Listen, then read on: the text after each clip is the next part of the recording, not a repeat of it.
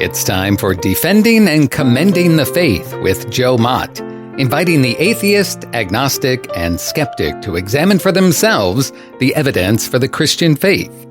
We are all limited by what we do not know and by the things we think we know but are not true. Dr. Joe Mott earned his PhD at LSU and was a distinguished math professor at Florida State University for 38 years, helping to write 3 math textbooks and authoring over 30 research articles in math. He is now the host of this radio program, Defending and Commending the Faith. Here is Joe Mott. In episode 54, I gave 12 conclusions about the first cause of the universe. I continue to add to that list in this episode. Since the first cause is extremely powerful, supremely intelligent, and abundant in knowledge, as I listed in attributes 8, 9, and 10, its limitlessness implies that, in fact, it is all-powerful or omnipotent, all-intelligent, and all-knowing.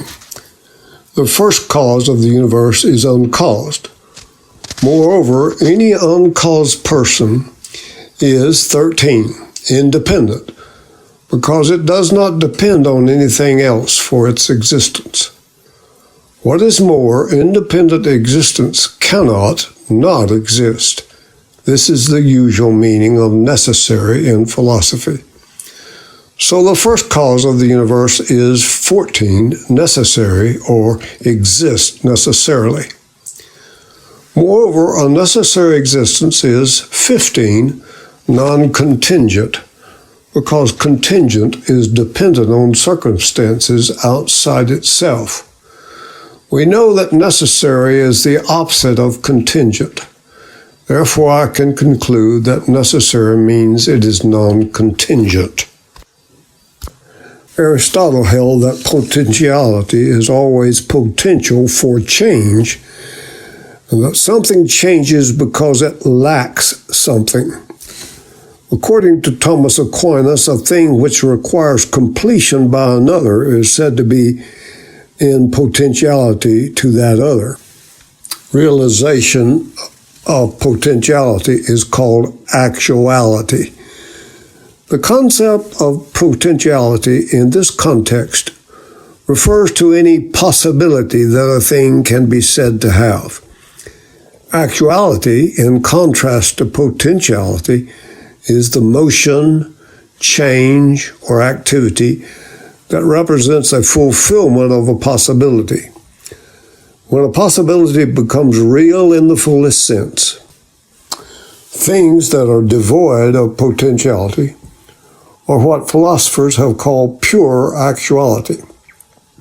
It cannot go from potentiality to actuality. The first cause of the universe, a necessary being, is also, 16, pure actuality, because the first cause is devoid of potentiality whatsoever. If it had any potentiality with regard to its existence, it would be possible for it not to exist. But this is precisely what a necessary existence cannot do. A pure actual being is immutable or unchanging.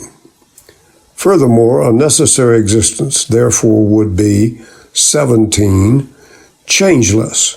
Why? Because whatever changes must have the potentiality for change. If change was impossible, then it would not change. But a necessary existence has no potentiality whatsoever because of its pure actuality, so it cannot change. Finally, a necessary being must be an uncaused being. Whatever is caused passes from potentiality to actuality, for that is what causality means. But a necessary being has no potentiality and it cannot change. Thus, it is clear that a necessary being cannot be caused. Side note, previously I had shown that an uncaused being is necessary, And now I have shown that a necessary being is uncaused. Thus we now know a necessary being and an uncaused being are logically equivalent. 18. There can only be one necessary or pure actual being. A necessary existence is pure actuality by 16. What is pure actuality must be only one, since if there were two pure actual beings, then there would be some potentiality or limiting factor by which they differ. But in a being of pure actuality, there is no potential whatsoever, hence no real differentiation. Several proofs of God's existence, like the 5 ways of Aquinas, conclude a few key essential characteristics about God and then extrapolate to the God of the Bible by saying, everyone understands this to be God, or this being we call God. Frequently, these arguments have not mentioned other attributes of what they are talking about as being personal, or that it is only one of a kind. Therefore, I am assuming that some in my audience will think that extrapolation is a bit too much of a stretch for them, and like some of my friends, would demand considerable more reasons to persuade them. Already these 18 key essential attributes I have demonstrated in my version of the consequences of the Kalam argument about the cause of the universe coincide with those revealed about the God of the Bible, and are contrary to most other religious conceptions of God. So is this first cause of the universe the same as the God of the Bible? The usual objection to any cosmological argument is that it does not prove a theistic God, and that it is, at best, a God of the philosophers. I want to refute this objection and go well beyond any extrapolation and actually demonstrate that the first cause of the universe is, in fact, identical with the God of the Bible. The God of the Bible, as understood by Orthodox Christians down through the centuries, possesses certain metaphysical attributes that readily identify him and distinguish him from the gods of other religions and other worldviews, like that of pantheism, deism, finite godism, polytheism, etc.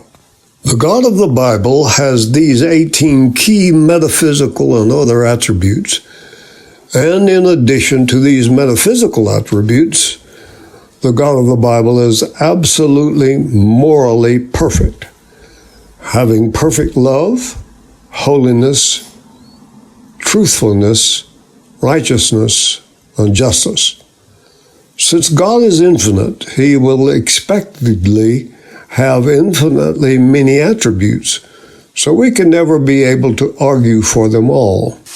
My question for my listeners is this: how many attributes are persuasive enough to convince you that this cause of the universe is the God of the Bible? The Bible indicates that the God of the Bible is a necessary being. The usual understanding of the God of the Bible is that he is uncaused. A necessary being is by definition a being that cannot not exist. I've also demonstrated that a necessary being is equivalently non-contingent and uncaused. Let me list some scriptural passages that confirm the conclusion that the God of the Bible is a necessary being. Here are a few. In the beginning, God created the heavens and the earth, in Genesis 1:1. Through him all things were made. Without him nothing was made that has been made, John 1, verse 3. Let me stop right here to point out something to you. These scriptures mean everything other than God is contingent. And since he is the creator of everything else, means only he is non-contingent. That is enough to conclude God is a necessary being. But I suspect that some will still like to wiggle out of that conclusion. So let me list a few more passages that drives the point home. He, God, is not served by human hands as if he needed anything, because he himself gives all men life and breath and everything else. Acts 17, verse 25. For from him and through him and to him are all things. Romans 11:36.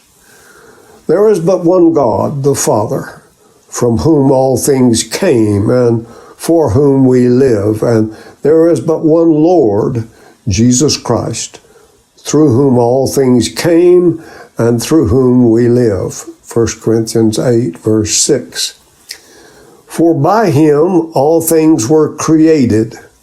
All things were created by him and for him. He is before all things, and in him all things hold together. Colossians 1, verses 16 and 17. He has spoken to us by his Son, through whom he made the universe. Hebrews 1, verse 2. For you, God, created all things, and because of your God's will, they existed and were created. Revelations 4, verse 11. So the God of the Bible is a necessary being, and I have demonstrated that the first cause of the universe is a necessary being. Moreover, I've demonstrated there is only one necessary being. Thus, the first cause of the universe and the God of the Bible, both being necessary, must be identical. Let me try to say something to you in very clear and unmistakable terms. All of the arguments for the existence of God throughout history have not gone as far as I have in my conclusions about the nature of the first cause of the universe. Not Aristotle, not Plotinus, not Augustine, not Anselm, not Aquinas, not Leibniz, not Descartes, not Ghazali, nor Plantinga have been able to demonstrate that the first cause of the universe is identical with the God of the Bible without extrapolating from a few key essential attributes to the God of the Bible. And because of that extrapolation, atheists still cling to their resistance. But now I believe the problem is completely solved. And now the atheists do not have a leg to stand on unless they can refute my argument. This is a drastic claim, and some in my audience will doubt it. I would like to hear your objections and be able to converse with you. Contact the station, and we can work on a conversation with me.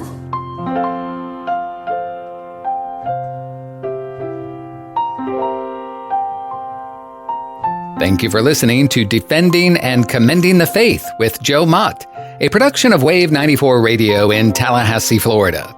If you have any questions or comments for Joe, please forward them to Doug Apple at Wave94 at this email address, dougapple@wave94.com.